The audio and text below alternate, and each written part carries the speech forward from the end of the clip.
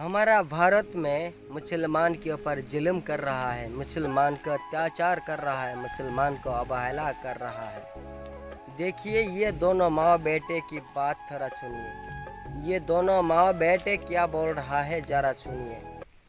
अच्छा माँ, ताजमहल এত সুন্দর, তাজমহল কি আমরাই বানিয়েছি তাই না? না তো, যিনি বানিয়েছিলেন ওনার নাম সম্রাট শাহজাহান, উনি মুসলিম ছিলেন। ও আচ্ছা, তাহলে কুতুব মিনার নিশ্চয়ই আমরা বানিয়েছি? না না, উনিও মুসলিম ছিলেন, ওনার নাম কুতুবউদ্দিন আইবেক। তাহলে লাল কেল্লা নিশ্চয়ই আমরা বানিয়েছি? না, ওটাও মুসলিম শাসকরা বানিয়েছিলেন। তাহলে পুরাতন কেল্লা আমরা বানিয়েছি? না, পুরাতন কেল্লাও মুসলিমরা বানিয়েছে। তাহলে চার মিনার নিশ্চয়ই আমরা বানিয়েছি? না, চার মিনারও মুসলিম শাসকরা বানিয়েছে। মা, আমি শুনেছি ভারতের সবচেয়ে বড় ও পুরাতন রোড গ্র্যান্ড ট্রাঙ্ক প্রায় 3000 কিলোমিটার পর্যন্ত বিস্তৃত, সেটা তো আমরা বানিয়েছি।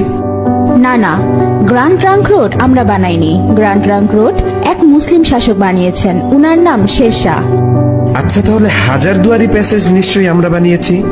না বেটা, এটাও মুসলিম শাসকরা বানিয়েছে। আচ্ছা, তাহলে মুঘল সাম্রাজ্য আমাদের ছিল তাই না? না, মুঘল সাম্রাজ্য মুসলিমদের সাম্রাজ্য ছিল। আচ্ছা, জয় হিন্দ এই শব্দটা কি আমরা প্রথম তৈরি করেছিলাম? না, এটাও একজন মুসলিম প্রথম বলেছিল। আচ্ছা মা, সারে জাহা সে আচ্ছা হিন্দুস্তা হামারা এই শব্দটি আমরা প্রথম বলেছিলাম তাই না?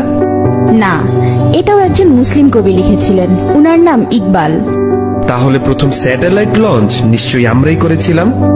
জি না, ভারত অনেকবার স্যাটেলাইট লঞ্চ করেছিল, কিন্তু প্রতিবারই ফেল হয়েছে।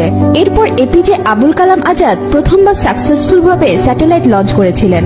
উনি না থাকলে আজ ভারত স্যাটেলাইট লঞ্চ করতে পারত না। তাহলে পারমাণবিক অস্ত্র নিশ্চয়ই আমরা বানিয়েছি? না না, পারমাণবিক অস্ত্র একজন মুসলিম আবিষ্কার করেছে, উনার নাম এপিজে আবুল কালাম আজাদ। তাহলে মুসলিমরা না থাকলে আমাদের কি হতো মা? মুসলিমরা না থাকলে ভারত এক অন্ধকারাচ্ছন্ন দেশ থাকতো।